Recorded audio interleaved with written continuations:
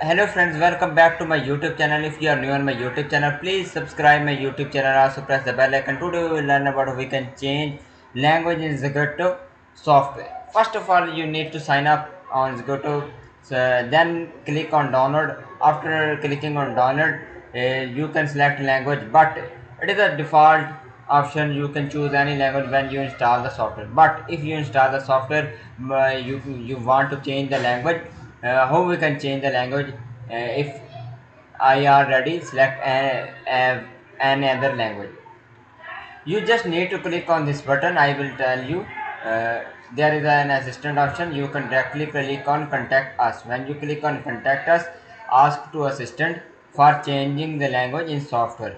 It will explain you the method how you can change the how you can change the language in the software. But if you try yourself, you will not change a language executor software.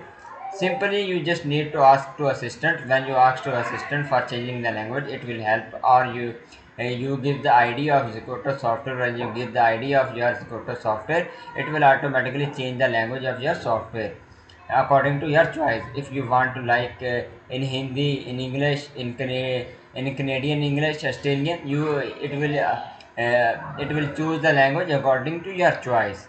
This is a simple tutorial about how we can change language is go to software. Thanks for watching.